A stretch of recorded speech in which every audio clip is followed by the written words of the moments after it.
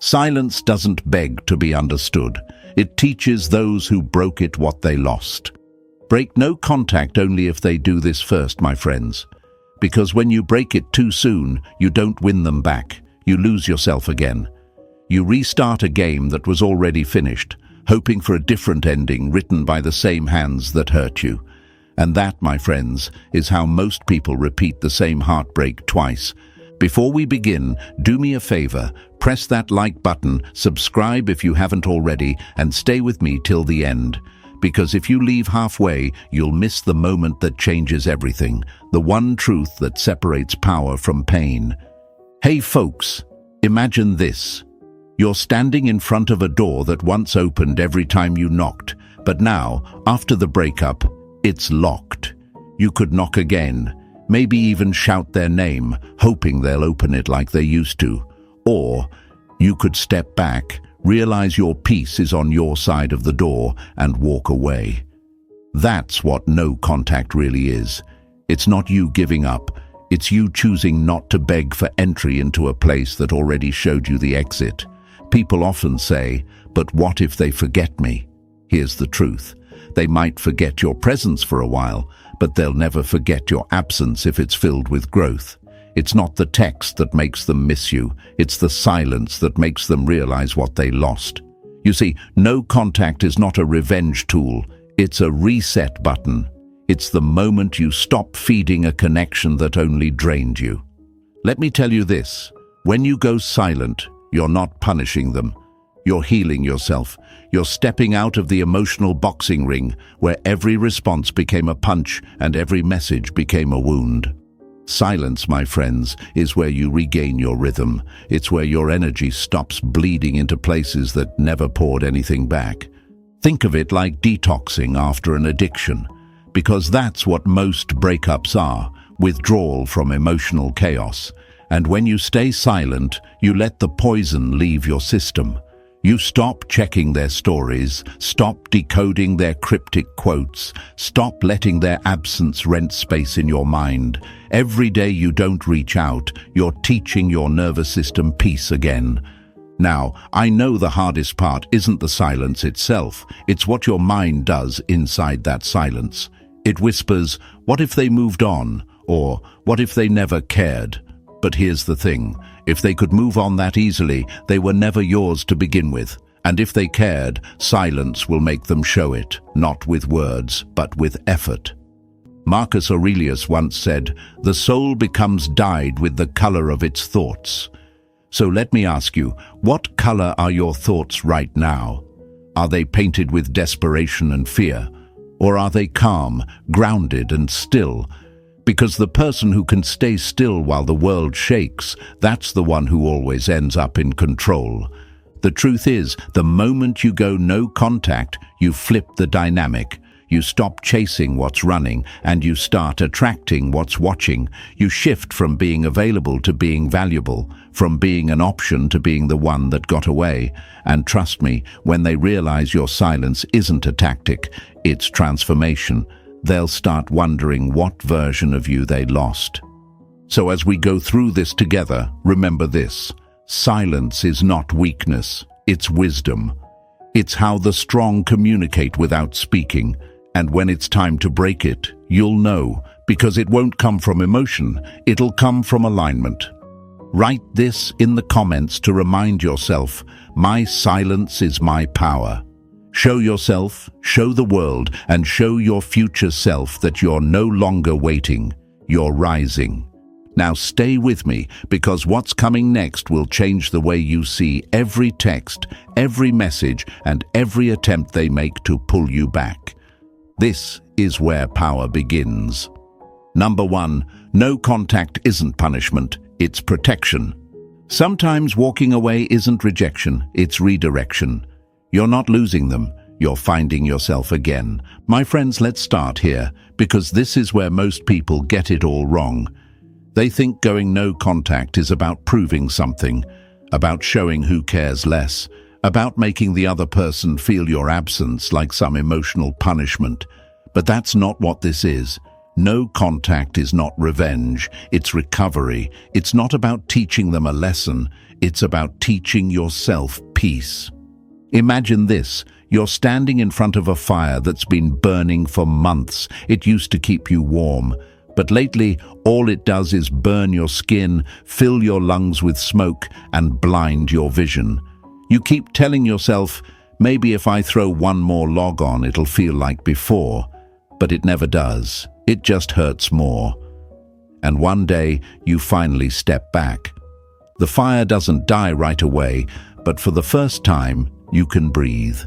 That's what no contact really is. It's stepping away from a flame that no longer warms you. Now I know what happens in their mind. The fear kicks in. What if they forget me? What if they never come back? What if I wait and nothing changes? That's the lie fear whispers when you finally take your power back. The truth is, silence doesn't erase love. It reveals it. If what you had was real, your distance won't destroy it. It will define it. If it fades in silence, then it was noise pretending to be music. Most people can't handle silence because it forces them to face the truth they were avoiding.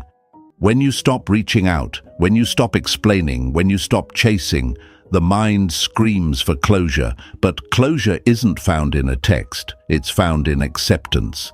In the moment you say, I don't need to understand their reasons to protect my peace. That's when you start healing for real. See, they often think silence is weakness. That being quiet means they've given up. But in reality, it's strength disguised as stillness. A storm doesn't announce itself. It just arrives, shakes everything, and leaves the world different. That's what your silence does. It unsettles, it confuses, it forces reflection. Because they can't measure your value when you're talking, they measure it when you're gone. I've seen it happen 1,000 times. They leave thinking they've upgraded, that the grass is greener. But when you go no contact, not out of spite but out of self-respect, something shifts. The absence they thought would feel like freedom starts to feel like emptiness.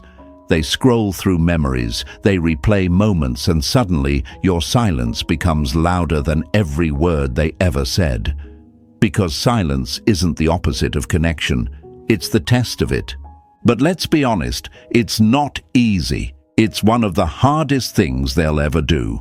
Because no contact doesn't just cut them off from the other person, it cuts them off from the version of themselves that needed that person. And that's painful. That version was attached, hopeful, addicted to the idea that one more conversation could fix it. But healing isn't fixing what broke, it's refusing to break again for the same reason. You might find yourself staring at your phone, wondering if you should check their page, or reply to that old message or see if they've moved on. Don't. Because every time you break silence, you break progress. Every time you feed the wound with attention, it bleeds again. Marcus Aurelius said, "You have power over your mind, not outside events." Realize this, and you will find strength. That's what this silence is, a declaration of control. Let's break another lie while we're here. They don't miss you more because you post quotes or pictures hoping they'll see. That's not mystery. That's exposure. Mystery is disappearing into your evolution. It's silence that whispers, "I'm not where you left me anymore." That's what makes people wonder. That's what flips the dynamic. When your silence is backed by growth, not games. And I know it's difficult because silence leaves space for imagination. You start imagining them with someone else, imagining that they've moved on without pain, imagining that you meant nothing. But that's not truth. That's fear dressed as logic. Let me tell you a secret. People rarely move on as cleanly as they act. Sometimes they need to look happy to convince themselves they didn't lose something valuable. But deep down, they know. They remember who brought them peace, not chaos. That's why you don't chase. You let silence do what words can't. Silence makes them question. It makes them feel what you felt when you stopped explaining. Because the same quiet that once broke you is now the silence that heals you. Think of silence like the ocean, still on the surface, powerful underneath. You don't see what's happening in the depths, but transformation is always taking place. That's you now.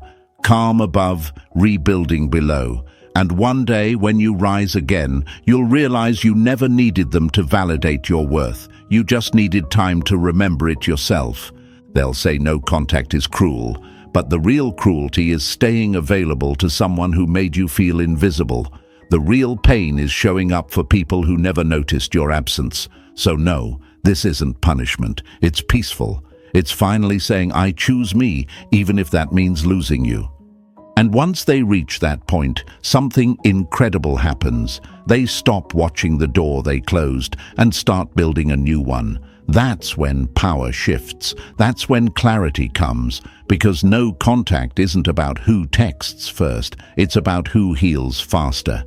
And when they see you no longer waiting, when they feel your silence filled with strength instead of longing, that's when they'll realize you were never the problem. You were the peace they weren't ready for. So, write this in the comments to remind yourself, my silence protects me. Show them, show yourself, and show the world that peace is the new power. Stay with me, because in the next part, we're going even deeper into how they try to break your silence and how you can turn every test into transformation. This is where strength becomes unshakable. Number 2. The trap of emotional bait. Sometimes the things you don't say speak louder than anything you ever could. My friends, let's talk about the biggest trap that pulls people right back into the chaos they swore they'd never return to: emotional bait. It's the illusion of connection wrapped in nostalgia, confusion, and a few words that make your heart skip. You've seen it before. The late night, hey, the random emoji, the hope you're doing okay after weeks of silence, and suddenly your heart leaps. You think maybe they miss you, maybe they finally realized. But pause right there. That's not love speaking, that's ego fishing. Imagine this: you're standing on a pier, staring at calm water. Suddenly you see a ripple, a small movement that looks like life beneath the surface. You lean closer, curious, hopeful, waiting to see something rise. But what you don't see is the hook. That's emotional bait. It's not there to feed you, it's there to see if you'll bite. The moment you reply, the power shifts. Your silence had them wondering, maybe even doubting themselves. But one text from you tells them everything they wanted to know: that you're still there, that the door is still open, that the healing wasn't real. And just like that, you're back in their loop, dancing to a rhythm they control. Why do they do this? Because attention is addictive. Because silence makes people uncomfortable, and when you refuse to play their game, they'll poke just to see if you're still alive in their world. They don't always mean harm. Sometimes they're just selfish. They miss your validation, your reaction, your presence. But here's the truth: they don't want you back. They want your energy back. And this is where the lie hides. They think the text means something, that it's a sign, that maybe this is the beginning of a new chapter. But no, my friends, it's just the sequel to the same story you already read. The characters haven't changed. The ending will be the same. The only difference is how long it takes for you to realize it again. Fear whispers in moments like these. What if this was their way of reaching out? What if I ignore it and they move on for good? What if this time they mean it? Those are the questions that destroy your progress. You don't owe them a reaction for every ripple. You owe yourself peace. Let silence answer what words can't, because the one who truly wants to return will knock with intention, not tap your energy for attention. There's a quote that says, "The devil doesn't come dressed in red with horns. He comes as everything you've ever wanted." That's how emotional bait works. It disguises itself as closure, curiosity, or kindness. But it's not closure, it's a reset of the same pain you worked so hard to escape. Sometimes they'll post something nostalgic, a song you both loved, a memory from the past, a quote about missing someone, and your heart will ache, your fingers will hover over your phone. But remember, not every signal deserves a response. Silence doesn't mean you don't care. It means you respect your growth more than their confusion. It's difficult because deep down, a part of you still hopes they'll change. You want to believe that the text was genuine, that maybe your silence woke them up. But real change doesn't come through casual messages. It comes through effort, accountability, and consistency. And if they're not bringing that, they're not ready. Don't let your emotions mistake a knock on the door for someone moving back in. Every time you take the bait, you reinforce the old dynamic. You chase, they retreat. You give, they take. You hope, they hesitate. But when you don't bite, something powerful happens. They start to feel the silence they created. They start to see that your world didn't stop spinning without them. And that's when reflection begins, not in conversation, but in consequence. I want you to see emotional bait for what it is, a test. And your silence is the answer. It's your proof that you've grown beyond the triggers that used to control you, that you've learned the art of stillness, because when you stop reacting, you stop bleeding energy. You reclaim emotional control. It might feel cold, maybe even heartless, but it's not. It's discipline. It's knowing that love without clarity isn't love. It's confusion dressed as comfort. And you deserve more than half efforts and mixed signals. You deserve honesty. So when they send that late-night text, when they post that memory, when they drop a line that sounds like closure, don't flinch. Smile, breathe, and remember who you are becoming through this silence. You're not ignoring them, you're protecting yourself. Write this in the comments to remind yourself, I don't chase confusion. Show them, show yourself, and show the world around you that you've graduated from emotional games. And stay with me, because in the next part, we'll go even deeper. We'll talk about what real accountability looks like and how to tell if they truly want to come back or just want to come back for control. Number 3, what true accountability looks like. Apologies without change are just manipulation in disguise. My friends, this is where most people fail the test of no contact. Because when the silence finally gets loud, when time starts weighing on them, when their ego begins to itch, they come back. But not all returns are real. Some people don't come back because they've grown. They come back because the silence reminded them what it feels like to lose control. And if you don't know what true accountability looks like, you'll mistake their curiosity for commitment. Imagine this: a house that once caught fire. The walls are blackened, the air still smells like smoke, and you remember the night everything burned down. Then one day, the person who lit the match knocks on the door holding a flower. I miss you, they say. But here's the question: does that flower rebuild the house? Of course not. That's emotion, not effort. That's regret, not repair. And yet, most people open the door anyway, because they confuse softness with sincerity. Accountability is not about saying, I miss you. It's about saying, I understand how I hurt you, and here's what I'm doing to make sure it doesn't happen again. That's ownership. That's maturity. Anything less is performance. When they reach out, I want you to listen, not to their words, but to their awareness. Have they reflected on their behavior, or are they just reacting to their discomfort? A message like, I've been thinking about what went wrong, and I realize I took you for granted, means something. But I miss your energy. Things just don't feel the same without you. That's not reflection. That's nostalgia. That's the mind reaching for comfort, not the heart reaching for growth. True accountability has 3 parts: responsibility, specificity, and intention.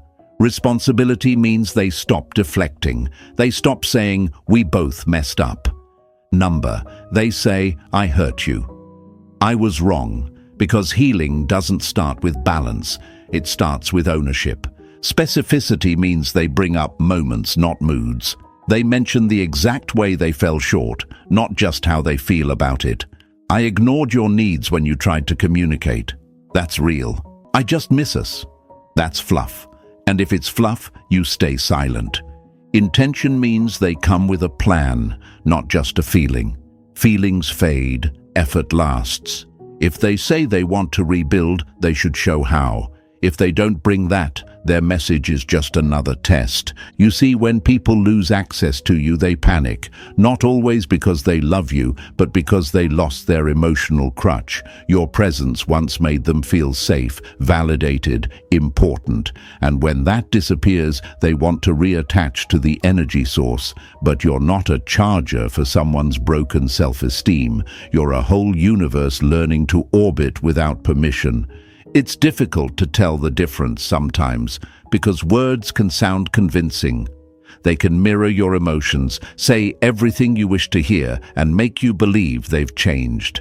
But changed people don't use the same language. They speak in actions. They don't talk about what they want. They show what they're willing to do. Let's be clear. True accountability doesn't come from fear of losing you. It comes from understanding why they lost you in the first place. It's not, I don't want to lose you again. It's, I understand why you left and I've worked on myself since. There's a world of difference between those two. So many people think breaking no contact means the story has turned romantic again. But real reconciliation doesn't start with romance. It starts with realism, with both people acknowledging the damage and choosing to rebuild brick by brick. Not with flirting, not with nostalgia, not with remember when. Those things don't fix cracks, they hide them. And let's be real, accepting accountability takes strength most people don't have, because it means facing your reflection and admitting you were the one who shattered something. That's why it's rare. That's why it's the only real reason to respond. Because when someone reaches that level of self-awareness, they've already done half the healing. So if they ever come back, look at their energy. Are they showing humility or entitlement? Are they seeking forgiveness or access? One comes from the heart. The other comes from the ego.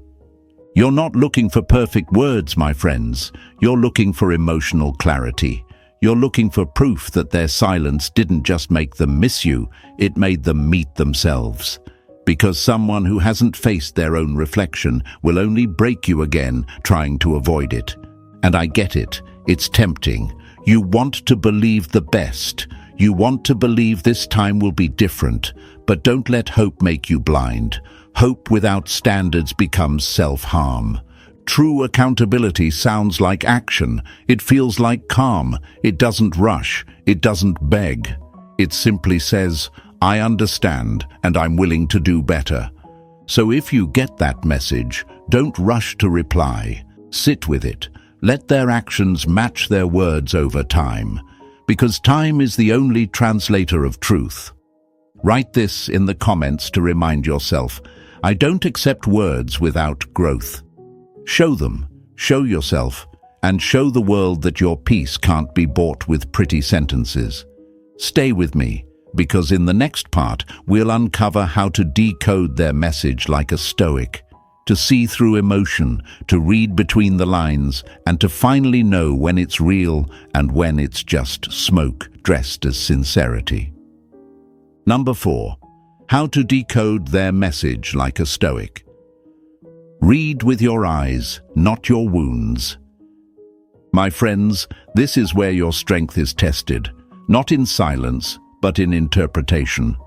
Because when that message finally comes, it won't arrive wearing a warning label. It'll sound sweet, calm, maybe even vulnerable. And that's exactly why most people fall for it. They read with emotion instead of clarity. They read with their heart instead of their mind. But a Stoic doesn't rush to feel. They pause to see. Imagine this. You're walking through a fog. Ahead, you see a light flickering faintly and your heart leaps. You think it's the sunrise, the end of the storm. But as you get closer, you realize it's just a street lamp, dim and distant, pretending to be something more. That's what most of their messages are. Street lamps, not sunlight. They look warm from afar, but lead nowhere new. When they reach out, don't read their words through nostalgia. Don't let old memories color new sentences. Your mind will try to connect dots that no longer belong to the same picture. That's not love, my friends. That's longing dressing up as logic. A Stoic looks at the message through three lenses: accountability, specificity, and intention. You remember this from before, but this time it's not just theory, it's your armor. Start with accountability. Are they taking real responsibility, or are they dancing around it with polite language? Phrases like, "I'm sorry you felt that way," or "we both made mistakes," are not accountability, they're camouflage. They make it sound mutual when it wasn't. True accountability doesn't share blame, it accepts it. It doesn't defend, it understands. If their words are slippery, vague, or half-hearted, they're not ready. They're still managing ego, not mending emotion. Next, look for specificity. The vague messages are emotional bait. The specific ones are emotional awareness. "I've been thinking about how distant I became after that argument," is reflection. "I miss us" is emotional filler. People who are truly sorry will name the moment they broke your trust. They will mention details that only someone who's replayed their mistakes would remember.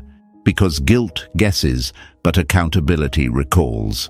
And finally, intention, the most important lens of all. Are they reaching out to rebuild, or just to relieve guilt? Is there a plan, or just a pulse check? The message that says, "Can we talk about how to fix this?" holds weight.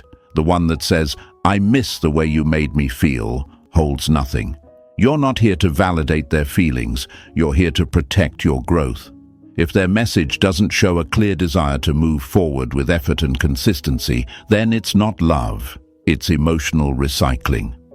Marcus Aurelius once said, "If it is not right, do not do it. If it is not true, do not say it." Apply that here. If their words don't feel right, if they don't align with truth, don't respond. Because every reply you give to confusion is a vote against your peace. Sometimes their messages will sound almost perfect, crafted with care, wrapped in sincerity. But here's the secret. You can't decode intent through tone. You decode it through time. Real accountability doesn't vanish after the first reply. It sustains. It repeats itself in action, in consistency, in humility. Watch what they do after they speak. If their energy fades after a few texts, it was never real, it was relief. And don't let loneliness translate their language for you. The mind in pain can twist "hey" into "I miss you," and "I miss you" into "I've changed." But words only have the meaning you give them. You don't owe every memory a conversation. You owe yourself discernment. Think of their message like a mirror.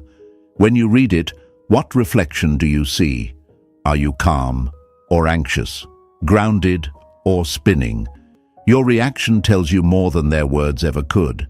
Because the right message will bring peace, not pressure. It will make you breathe easier, not hold your breath. And I'll tell you this, sometimes silence is the most powerful response to a weak message. When they see you don't take the bait, don't rush to reply, don't let curiosity drag you back, they start to realize something profound. You've changed. You're not their emotional safety net anymore. You've evolved into the version of yourself they can't manipulate, can't predict, can't reach unless they've grown too.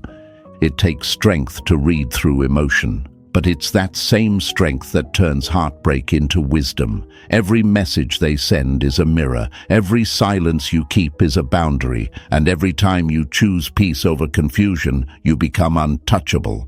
So when that message comes, pause, don't react, breathe, read it like a philosopher, not a lover. Feel it like a student of life, not a seeker of closure. And remember, the truth doesn't hide between the lines. It hides in what's missing from them. Write this in the comments to remind yourself. I read with clarity, not emotion. Show them, show yourself, and show the world that you are no longer moved by mixed signals. Stay with me, because next we're going to talk about what to say if you do decide to break the silence, how to respond without losing the upper hand, how to keep your power in the conversation, and how to make your presence felt without saying a word too much. Number 5. What to say if you do break it. Power isn't shown in how fast you respond, but in how calmly you choose to. My friends, let's say the moment finally comes. They reach out, not with confusion, but with clarity. They've shown reflection, accountability, even a glimpse of growth. And now you're standing at the crossroads. Do you respond? And if you do, how do you do it without losing the power you earned in your silence? Because here's the truth.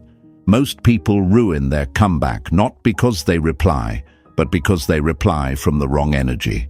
They respond from emotion, not evaluation. Imagine you've spent weeks rebuilding your peace, learning to sleep again, learning to breathe without checking your phone every hour. Then suddenly that message appears. Your pulse spikes, your heart races, your hands hover over the screen. You've waited for this moment for so long, but this is exactly where the test begins, because right now you're not responding to them, you're responding to your past self. The one who once reacted too quickly, gave too much, expected too little. And if you're not careful, that version of you will grab the phone before wisdom can speak. A Stoic doesn't rush into emotion, they step into observation. When you decide to break no contact, your first message sets the tone for everything that follows. It's not about being clever or cold, it's about being composed. You've got to remember, silence wasn't weakness, it was discipline. Your response now must carry the same calm power your silence did. So, what do you say? Let's make this simple. Your words should never sound like relief. They should sound like reflection. You're not saying, finally, you reached out. You're saying, I see you've reflected too. There's a difference between being eager and being grounded. Eagerness says, I've been waiting. Groundedness says, I've been growing. Your message can be as simple as, thanks for reaching out and being honest. I've taken this time to reflect too. I'm open to a real conversation, but only if we're both serious about doing things differently this time. See what that does. It acknowledges their effort without collapsing into emotional surrender. It shows maturity without chasing validation. You've opened the door, but you're standing at it, not running through it. You're giving them a chance, not control. Remember this rule, my friends. Your tone determines the temperature of the exchange. If you sound desperate, they'll relax. If you sound cold, they'll guard up. But if you sound calm, measured, and clear, they'll respect it. Calmness is magnetic. It says, you're not here to repeat the past, you're here to assess the present. Now, let's talk about what not to say. Don't say, I missed you. Don't say, I'm so glad you reached out. Don't say, let's see what happens. Those are soft spots that reopen old wounds. You don't owe them access just because they remembered your name at midnight. They lost the privilege of your instant replies when they treated your presence like an option. Instead, use your words like a mirror. Reflect, don't react. If they truly mean what they say, they'll match your energy.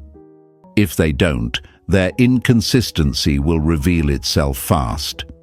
That's why your first message shouldn't chase connection, it should test it. Ask grounded questions, not emotional ones. You can say, what's made you reach out now? Or, what's different this time? These questions don't come from bitterness, they come from boundaries. A person who has truly grown won't get defensive. They'll answer with humility and clarity. But someone who's just lonely or guilty will start to fumble. They'll say, I just wanted to check in, or I don't know, I've been thinking. And that's your cue. That's your sign that their words were emotion, not evolution. You see, this moment isn't about reunion, it's about revelation. You're not trying to rebuild what broke. You're seeing if it's worth rebuilding at all. Because if their reflection was real, you'll feel it. Their words will be steady, honest, and accountable. But if it's performance, the cracks will show fast. And here's the key. Your message shouldn't feel like a reward. It should feel like an interview. You're not being chosen. You're choosing. You're not waiting to be loved again. You're evaluating if their love is finally safe for your peace. Epictetus once said, "We suffer not from the events in our lives, but from the meaning we attach to them." Don't attach old meaning to new messages. Just because they reached out doesn't mean the story has changed. The words might be different, but if the energy feels familiar, don't step back into the same emotional loop. So when you break silence, speak with clarity. Be kind, but be firm. Be warm, but be wise. You're not here to rehash old emotions. You're here to see if they've evolved beyond them. And if they haven't, walk away again. With grace, with peace, and with power. Because a healed person doesn't chase closure, they create it. Write this in the comments to remind yourself, I respond from strength, not emotion. Show them, show yourself, and show the world that silence taught you something words never could. Stay with me, because next we're going to talk about what happens when they don't reach out the right way, how to spot fake reconnections, weak signals, and emotional tests designed to pull you back into confusion. This next part is where your silence becomes your greatest weapon. Number 6. What to do if they don't reach out properly. If silence ends the connection, then words were never going to save it. My friends, this is where most of the story really unfolds. Not in what they say, but in what they don't. Because the truth is, 9 times out of 10, they won't come back the right way. They won't arrive with accountability. They won't speak with clarity, and they won't show consistency. Instead, they'll test the waters. They'll throw pebbles into your silence just to see if you'll ripple. It starts small, a hey, a reaction to your story, a you've been quiet lately. They might even post something cryptic that you know is aimed at you. And suddenly, your chest tightens, your heart starts to race, and that old energy tries to pull you back. You start wondering, should I say something? Should I respond just to be polite? What if this is their way of testing me? But here's the truth. They're not testing reconciliation. They're testing access. They want to know if the door they once walked through is still unlocked. They want to see if the version of you that once tolerated crumbs is still alive. And when you respond to those weak signals, you confirm it. You show them you're still available without requiring effort. Imagine this. You're standing guard at a castle. You spent months rebuilding its walls, reinforcing the gates, protecting what's inside, your peace. And now outside, someone throws a pebble against the door. Ping. Another one. Ping. That's their vague message, their late-night hey, their subtle reminder that they still exist. And if you open that door every time someone tosses a pebble, you'll never know who's truly willing to knock. This is where silence becomes your armor, because real love doesn't play hide and seek, it shows up clearly. When someone truly wants back into your life, they don't sneak, they step, they don't test, they declare. Weak messages are like smoke signals without fire. They only show confusion. If they're not stepping toward you with honesty, clarity, and effort, you stay silent. You don't explain your silence. You don't justify your boundaries, and you don't reward inconsistency with attention.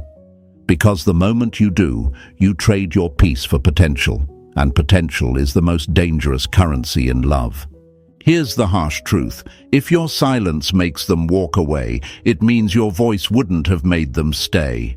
You could have said everything perfectly, texted back at the right time, used the perfect words, but none of it would matter if they were only half invested. Silence reveals the difference between connection and control, between love and comfort. They might try to stir jealousy, posting with someone new, acting unbothered, pretending they've leveled up. But don't let illusions shake your foundation. Most people perform peace online while quietly falling apart inside. Your job is not to compete with their performance, it's to maintain your truth. And yes, it's difficult, because silence is not just quiet, it's confrontational. It forces you to face what you can't control. It makes you wonder, what if they never come back? But ask yourself, if they never come back, did you really lose anything worth keeping? Remember, no contact isn't about punishment. It's about observation. You're watching who respects your silence and who tries to break it for selfish reasons. You're seeing who values peace and who craves attention. Silence will always separate the temporary from the timeless. While they test you, use that time to test yourself. Upgrade, heal, build. The most powerful version of you isn't the one that waits. It's the one that evolves while waiting. Because the longer you stay still, the more your energy transforms. You stop asking, why didn't they choose me? And start realizing, maybe I was never meant to be chosen by them. And that's where freedom begins. When you stop waiting for a knock and start building your own home. When your silence stops being a strategy and becomes a lifestyle. When peace becomes more attractive than attention. Let them wonder where you went. Let them feel the emptiness they created. Because your silence, when it's rooted in self-respect, becomes their loudest teacher. You don't need to prove your worth by speaking. You prove it by staying still when confusion calls. And if they never reach out again, let it be. You're not losing them. You're releasing what no longer aligns. You're not being ignored. You're being redirected. You're not being punished. You're being protected. Remember, sometimes the lesson isn't about getting them back. It's about never losing yourself again for someone who couldn't see your value the first time. So if their message is vague, if their effort is weak, if their actions don't match their words, let your silence speak for you. It will say everything they need to hear. Write this in the comments to remind yourself, if it's not clear, I don't answer. Show them, show yourself, and show the world around you that your silence is sacred, your energy is rare, and your peace is priceless. And if this message hit you somewhere deep, if it woke something in you, then do me a favor, my friends. Press that like button, subscribe to the channel, and share this video with someone who's still caught in the loop of waiting for half love. Because one day, when they learn to choose peace over pain, they'll thank you for it. Stay strong, stay grounded, and remember, sometimes silence isn't the end of your story, it's the beginning of your strength.